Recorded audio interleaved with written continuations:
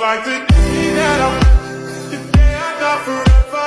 Stand as you love me, but that'll last for now. Hello everyone welcome to the video. तपाईहरुलाई आजको भिडियोमा स्वागत छ। आज भने मैले तपाईहरुको लागि टिकटकमा एकदम धेरै ट्रेन्डमा चलिरहेको भिडियो एडिटिङ गरेर देखाउने छु। कस्तो खालको भिडियो छ भने तपाईले सुरुमा नै प्रिभ्यु भिडियोमा त हेर्न सक्नु होला। आज भने म तपाईहरुलाई यस्तै खालको भिडियो एडिट गरेर देखाउने छु। एकदमै सजिलो छ, तर तपाईहरुले यो भिडियोको स्टेपहरु एकदम ध्यान दिएर फलो गर्नुपर्ने हुन्छ। त्यसकारणले भिडियोलाई स्किप नगरिकन लास्टसम्म हेरेर साथ दिनु होला। सबैभन्दा फर्स्टमा त मैले यो भिडियोको डिस्क्रिप्सनमा एउटा भिडियो लिंक भनेर लिंक दिएको छु। त्यो लिंकलाई ओपन गर्नुस्। त्यो लिंकलाई ओपन गरिसकेपछि हेर्न सक्नुहुन्छ तपाईहरुको मोबाइलमा यस्तो खालको इन्टरफेस खुल्नेछ। त्यसपछि यहाँ माथिपट्टि हेर्न सक्नुहुन्छ ओपन एप भनेर लेखेको छ। त्यो वाला अप्सनलाई टच गर्नुस्। त्यो वाला अप्सनलाई टच गरिसकेपछि तपाईहरुको टिकटकमा मेरो यो वाला भिडियो ओपन हुनेछ। तपाईहरुले यो भिडियोलाई सेभ गरेर राख्नुहोस्। अब भने तपाईहरुले आफ्नो फोटोलाई पिक्सआर्ट एप्लिकेसनमा गएर एडिट गर्नुपर्ने हुन्छ। आफ्नो फोटोलाई पिक्सआर्ट एप्लिकेसनमा शेयर गर्नुस्। त्यसपछि यहाँ साइडमा हेर्न सक्नुहुन्छ स्टिकर भनेर लेखेको जुन अप्सन छ त्यो स्टिकर वाला अप्सनमा जानुस्। त्यसपछि यहाँ भएको स्टिकरहरु तपाईहरुले आफ्नो फोटोमा युज गर्न सक्नुहुन्छ। तपाईहरुले जतिवटा पनि स्टिकर यसमा लाउन सक्नुहुन्छ।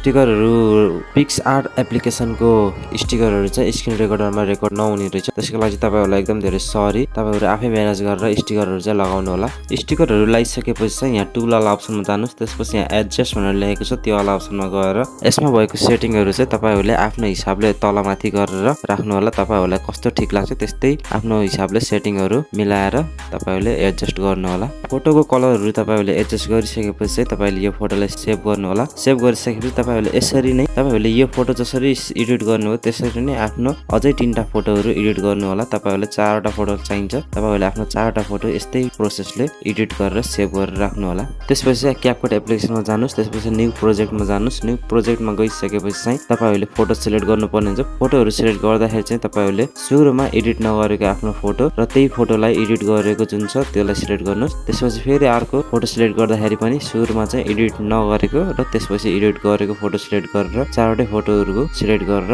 यसमा यहाँ तल हेर्न सक्नुहुन्छ एड भनेर लेखेको छ। त्यो एड भनेर लेखेको अप्सनलाई टच गरेर एड गरिदिनु होला। यति गरिसकेपछि तपाईले यो भिडियोको लास्टतिर जानुहोस्। लास्टतिर यहाँ हेर्न सक्नुहुन्छ तपाईहरुले क्यापकटको वाटरमार्क हेर्न सक्नुहुन्छ। तपाईले त्यो वाटरमार्कलाई चाहिँ डिलिट गरिदिनु होला। यति गरिसकेपछि अब तपाईले एड अडियोमा जानुपर्ने हुन्छ। एड अडियोमा गइसकेपछि चाहिँ एक्सट्र्याक्ट भनेर लेखेको छ। त्यो एक्सट्र्याक्ट भनेर लेखेको अप्सनमा जानुस्। त्यसपछि तपाईले सुरुमा टिकटकबाट डाउनलोड गरेको जुन भिडियो छ त्यो भिडियोलाई सिलेक्ट गर्नुस्। त्यो भिडियोलाई सिलेक्ट गरिसकेपछि इम्पोर्ट साउन्ड ओन्ली भनेर यहाँ तलपट्टि लेखेको छ। त्यो वाला अप्सनलाई टच गरेर इम्पोर्ट गरिदिनु होला।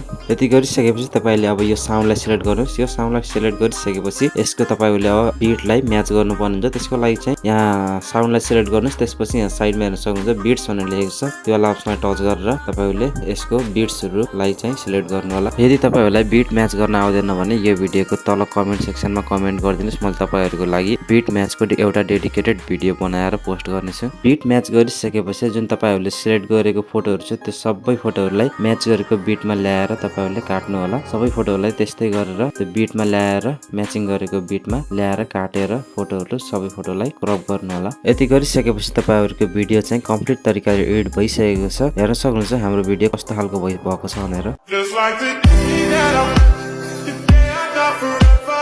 Stand as you love me. यति गरिसकेपछि अब तपाईले आफ्नो यो भिडियोलाई एक्सपोर्ट गर्नुपर्ने हुन्छ। एक्सपोर्ट गर्नको चाहिँ माथिपट्टि हेर्न सक्नुहुन्छ एक्सपोर्ट वाला आइकन छ। त्यो वाला अप्सनमा टच गरेर तपाईले आफ्नो भिडियोलाई एक्सपोर्ट गर्नु होला। हस् त आजको भिडियो यति नै। भिडियो मन परेमा लाइक शेयर सब्स्क्राइब गरिदिनु होला। अनि तपाईलाई भिडियो कस्तो लागिरहेको छ तल कमेन्ट सेक्सनमा गएर कमेन्ट पनि गरिदिनु होला। हस् त धन्यवाद।